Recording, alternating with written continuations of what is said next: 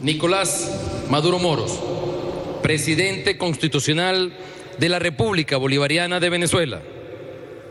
Doctora Cilia Flores de Maduro, primera combatiente de la República Bolivariana de Venezuela, y demás autoridades e invitados especialmente a este acto. Me ha correspondido el altísimo honor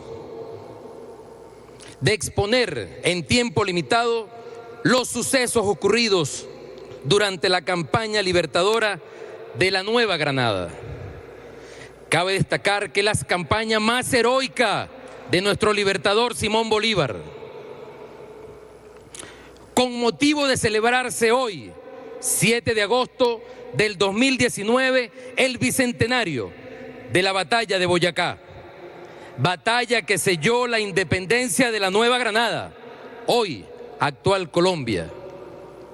Ilustra este acontecimiento la magistral obra de nuestro maestro Martín Tovar y Tovar.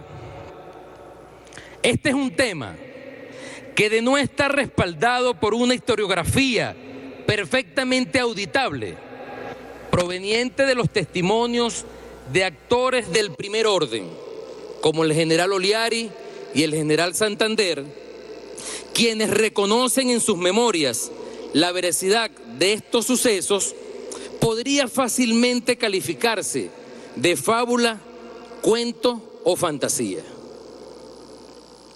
Debo admitir que cuando escuché las declaraciones del presidente Duque junto al secretario de Estado Mike Pompeo en relación a la independencia de su país, reunión durante la cual el presidente, de una forma descarada y sin ninguna vergüenza, agradeció a los padres fundadores de los Estados Unidos por haberle dado a Colombia su libertad. Me sentí sumamente indignado. Luego reflexioné y cobró fuerza en mi mente aquel pensamiento de nuestro padre libertador. Nos han dominado más por la ignorancia que por la fuerza. Y es que yo me imagino que cuando el presidente Duque, en algún momento de su vida, escuchó sobre esta campaña heroica que libertó a su país, conducida por nuestro general en jefe Simón Bolívar, a quien siempre le rendimos honores, y donde jugó sin duda un papel importante hasta el mismo Santander, le debe haber parecido tan increíble que terminó asociando con la fantasía de los cómics de los superhéroes estadounidenses, como el Capitán América y el Hombre Araña. No, señor Duque, fue este hombre de carne y hueso, nuestro padre libertador, que junto a un pueblo heroico llevó la libertad un día como hoy, hace 200 años, a su país. Ahora bien, ¿a quién se enfrentó este hombre? Les presento al Imperio Español. Como pueden ver, se extendía sobre aproximadamente 30 millones de kilómetros cuadrados y dominaba a unas 30 millones de habitantes. Territorio y población sobre los cuales gobernaba un rey. De paso, este rey decía que él podía decidir la vida de los pueblos por la gracia de Dios. La forma de dominar este vasto imperio en América era a través de la figura política y territorial de los virreinatos y capitanías generales. En nuestro continente funcionaron 4 virreinatos: Nueva España, Nueva Granada, Perú y Río de la Plata. Venezuela era la más pobre de las capitanías generales del virreinato de la Nueva Granada, cuya capital era Santa Fe de Bogotá. A raíz de los sucesos acontecidos en Europa con el dominio continental de Napoleón Bonaparte en 1808, España fue ocupada por el ejército francés y el rey Fernando VII fue apresado. Este hecho fue visto por los blancos criollos de América como la oportunidad de acceder al poder político del cual estaban privados durante 300 años por los blancos peninsulares. Así fue como en Venezuela se declaró la independencia bajo la figura de protección a los derechos de Fernando VII el 19 de abril de 1810. España reaccionó y, como era de esperarse, ordenó a sus ejércitos en tierra firme aplastar las rebeliones. Surgieron hombres terribles como Monteverde, Boves, Antoñanza, Morales, Zuazola, que provocaron con sus crueldades la guerra a muerte en Venezuela. Fenómeno que ocurrió solamente en nuestro país. Cabe destacar que estos hombres acabaron con la Primera y con la Segunda República. Ante la resistencia de los rebeldes republicanos, llegó en 1815 Pablo Morillo, el pacificador. Llegó con 11.000 soldados con experiencia. Habían combatido en Europa contra Napoleón. Llegaron en 80 buques de transporte y un buque insignia en San Pedro Alcántara. A punta de pólvora y bayoneta pacificó a Venezuela y a la Nueva Granada. Sin embargo, a pesar de este sometimiento de 6 años, fracasó, porque como él mismo lo expresara, no pudo extinguir el germen revolucionario en Venezuela. A diferencia de otras naciones, donde la ansiada independencia se obtuvo librando 1, 2 o ninguna batalla, como el caso de Brasil, por cierto, que ahora pretende un gobierno, ese gobierno, insultar a un pueblo heroico como el venezolano, que se ganó su libertad a sangre y fuego. En Venezuela fueron necesarios 13 años de guerra para expulsar al Imperio Español. Ilustra esta idea la magnífica obra inconclusa del gran artista venezolano Arturo Michelena. Esa obra denominada El Panteón de los Héroes. Aquí está la respuesta. ¿Por qué Venezuela era el manantial de donde brotaban hacia los pueblos de América el ideal revolucionario e independentista? La campaña de la Nueva Granada ya estaba en la mente del Libertador mucho antes de que ocurriera. 2 años antes de su ejecución, había expresado el general en jefe Simón Bolívar en Casa Coima, el 4 de julio de 1817, lo siguiente: dentro de pocos días rendiremos a Angostura y entonces iremos a libertar a Nueva Granada y, arrojando a los enemigos del resto de Venezuela, constituiremos a Colombia.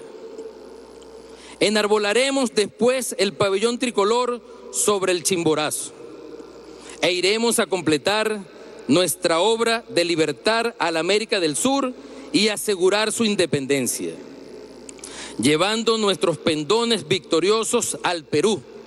El Perú será libre. Por supuesto, aún estaba muy lejos aquel 4 de julio de 1817 de que se cumpliera esa profecía. Primero debería liberar a Venezuela antes de pasar a Nueva Granada. Esto lo intentará sin suerte durante todo el año de 1818. Luego tendría que reunir al Congreso de Angostura, dirigir la batalla de las Queseras del Medio en 1819, antes de iniciar la gloriosa aventura que lo haría el genio absoluto de la guerra, el jefe supremo respetado por todos, amigos y enemigos. Cuando el 23 de mayo de 1819 Bolívar se reunió en aquella miserable choza en la aldea del 70, a orillas del Apure, su idea estratégica era muy clara: evitar la reunión del ejército realista de la Nueva Granada, comandada por el virrey Sámalo y el general Barreiro, con las fuerzas del general Pablo Morillo en Venezuela. Para que esto no sucediera, era necesario obrar con rapidez y sorpresa. El ejército realista de la Nueva Granada ocupaba el norte de ese territorio, con pocas fuerzas. La mayor concentración estaba en el Valle del Sogamoso, defendiendo la dirección de aproximación Cúcuta-Santa Fe de Bogotá, utilizando como barrera natural para su protección la cordillera de los Andes. El general Morillo, que se encontraba ejecutando operaciones en el sur de Venezuela, específicamente en el Apure, se ve obligado por el inicio de la estación de lluvia a replegarse a sus cuarteles de invierno. Al norte del Apure, supone al Ejército Libertador en problemas por el terreno que debían ocupar durante las inundaciones.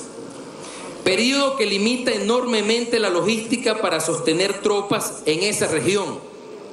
Bolívar conoce esa suposición y decide trasladar el teatro de sus operaciones hacia la Nueva Granada. El plan consiste en adentrarse en los llanos del Casanare hasta alcanzar la cordillera de los Andes, remontar sus páramos por alguno de los 3 caminos existentes, caer al Valle del Sogamoso, descender hasta Santa Fe de Bogotá y liberarla. La travesía de los llanos del Casanare fue para el Ejército Libertador un enorme reto. Las tropas marcharon con el agua casi siempre a la cintura, cuando no al cuello. La naturaleza les era hostil y muy seguido eran atacados por los peces caribes, anacondas, rayas, caimanes y tembladores. Las vicisitudes de este recorrido han quedado plasmadas en nuestros relatos de hombres que fueron protagonistas de tan heroica marcha. Pero dejemos que sea Oliari quien nos traslade hasta ese momento. Durante 7 días marcharon con el agua a la cintura, teniendo que acampar al raso en los sitios o lugares que el agua no había alcanzado a cubrir. Por todo abrigo llevaba el soldado una miserable frazada, pero ni aún de ella se servían para cubrirse. Tanto era su empeño en proteger el fusil y sus municiones. Cuando ya se divisaban las cumbres andinas con sus nieves perpetuas, los soldados venezolanos, acostumbrados a sobrevivir en las llanuras y en las sabanas, debieron sentir un temor profundo. El Libertador sabe que no están equipados y preparados para enfrentar este imponente obstáculo natural, pero la sorpresa estratégica así lo requiere. El Ejército Libertador tendrá que triunfar o morir en el intento. Desde Mantecal sabe Bolívar que hay 3 vías de acceso posible. 2 de ellas, las más cómodas, están fuertemente custodiadas por el general Barreiro: Labranza Grande y Salinas de Chita. Pisba es una opción imposible por la dificultad del relieve. No está custodiada. El Libertador se decidirá en último momento por esta opción y en 1822 le dirá a Santander cuál fue su motivo. Usted me preguntará por qué mandé a Valdés si va a ser destruido. Yo le responderé que por la misma razón que pasé el páramo de Pisba contra toda esperanza. El páramo de Pisba en verano rara vez es cruzado por sus habitantes, pero en invierno nunca lo hacen. Fijemos por unos segundos nuestra mirada en esta monumental obra del gran artista Tito Salas. Allí apreciamos al Libertador con su ejército en harapos, pero con una moral sostenida por su ejemplo y constancia a toda prueba. Nunca dejó de animar a sus soldados, ayudaba a cargar los pertrechos, iba y regresaba a lo largo de la ruta, asegurando a su ejército pueblo que la gloria estaba cerca. 6 días tardaría el ejército patriota en llegar a Socha. Hasta aquí han transcurrido 43 días y los patriotas venezolanos han recorrido 820 kilómetros.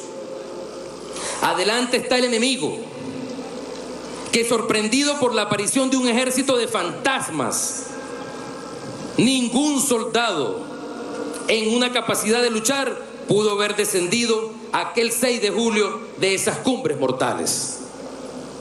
Sin embargo, Bolívar, con esa energía que siempre lo caracterizó, reorganiza a su ejército y se prepara para las batallas que están por venir, diciéndole a sus oficiales y soldados lo siguiente: soldados, no pudiendo retirarnos por el páramo, debemos vencer o morir. Y así, con esta determinación, vendrán los triunfos de Gámeza, Corrales de Bonza, Pantanos de Vargas y la joya de la corona, que será el 7 de agosto de 1819, Boyacá. En todos estos combates, los soldados venezolanos han descollado por su valentía y coraje. Juan José Rondón, José Antonio Anzoátegui, Leonardo Infante, entre otros. Ellos representan a los soldados venezolanos. Para ellos, que nos dieron la libertad, y para los que hoy la mantienen con dignidad y patriotismo, por favor, pido un fuerte aplauso. ¡Viva el soldado venezolano!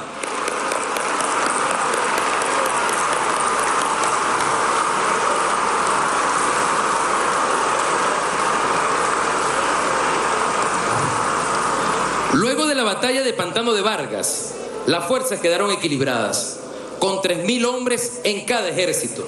Bolívar presentía ante el repliegue de las fuerzas de Barreiro que la victoria definitiva estaba al alcance de sus manos. Boyacá sería la batalla decisiva y es prueba irrefutable del genio militar de Simón Bolívar.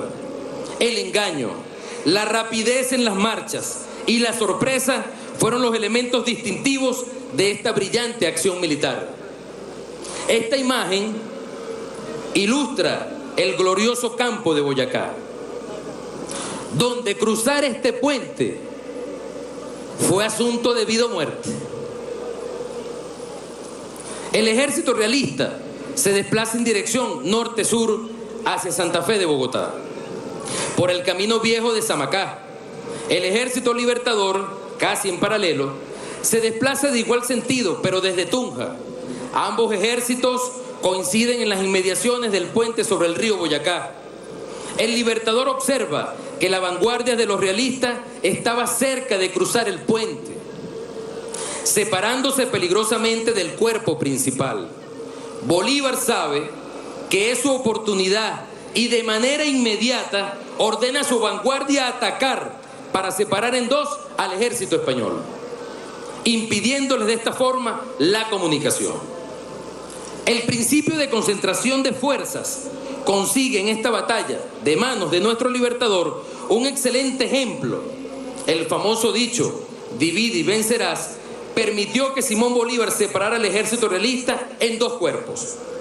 Logrando este objetivo, procedió a batirlos por separado, siempre impidiendo que se reuniera para concentrar sus esfuerzos. 2 horas bastaron para el triunfo patriota.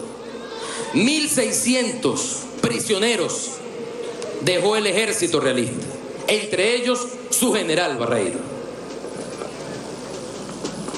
Esta imagen es una curiosidad. Nótese aquí al libertador al frente, con pistola y sable, pero muchos se han empeñado en representarlo desde la colina al abrigo de la seguridad de la distancia. Así como esta curiosidad, hay otras. Y comentándolas muy brevemente, quiero dejar en todos ustedes y en el pueblo venezolano que nos mira y nos escucha la inquietud de seguir investigándolas. Se dice que el odio y la hazaña con la que el hombre de las leyes, el general Santander, llevó al patíbulo al negro Leonardo Infante, tuvo su origen en esta épica batalla. Según la leyenda, el general Santander, encontrándose debajo de un puente, del puente de Boyacá, no sabemos aún si luchando o escondido, fue increpado por el llanero venezolano, quien le gritó: General Santander, sálgase debajo del puente para que vea cómo los oficiales venezolanos se ganan la charretera.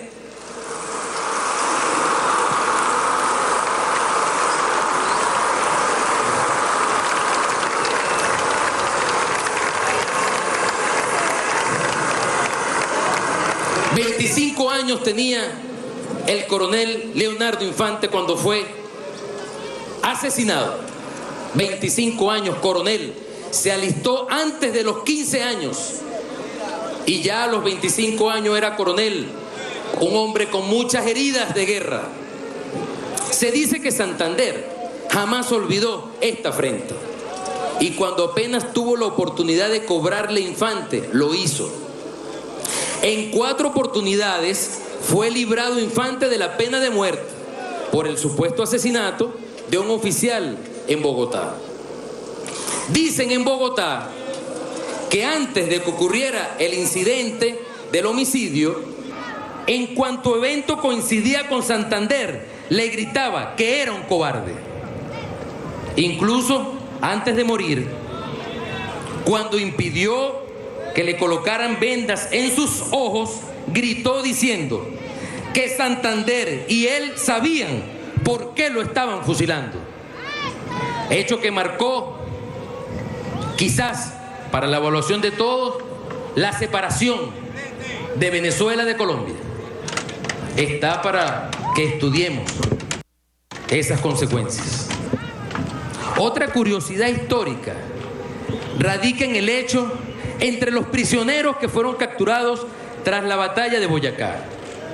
Recordemos que fueron 1.600. Apareció Francisco Fernández Binoni, aquel traidor que el 2 de julio de 1812 sublevara a la guarnición del castillo de San Felipe en Puerto Cabello, provocando la caída de la Primera República. Bolívar, al enterarse del hecho, de inmediato ordenó su fusilamiento. Esa es la suerte que deberían correr todos aquellos que traicionan a su patria. Esa debería ser la suerte.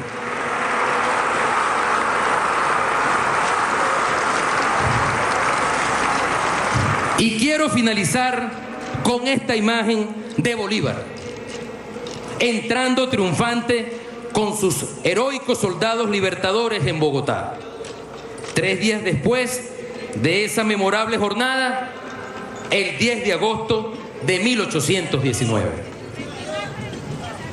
Justo a los 6 meses de haber comenzado la campaña en el Apure y tras arrostrar todos los peligros y penurias jamás imaginados por los soldados, llegaba este hombre y este pueblo libertador al corazón del imperio. No había salida. No habían salido de las fronteras para conquistar y subyugar a sus semejantes. Habían salido con la misión más noble que se le podía dar a un ejército: libertar a los hermanos oprimidos por el imperio español.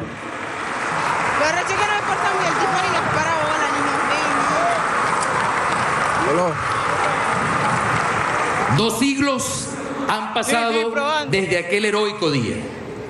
Nos corresponde ahora a nosotros, al glorioso pueblo de Venezuela, repetir la hazaña y ser nuevamente la punta de lanza de la libertad latinoamericana. Que lo sepa el mundo entero. El pueblo de Bolívar y Chávez no se rinde. ¡Chávez vive! ¡Leales siempre! Muchas gracias. Bien, ha sido la exposición táctica y estratégica de la batalla de Boyacá a cargo del general de división Félix Osorio Guzmán. Y pase lo que pase en cualquier circunstancia, seguiremos teniendo patria. Nuestra consigna es unidad, lucha, batalla y victoria.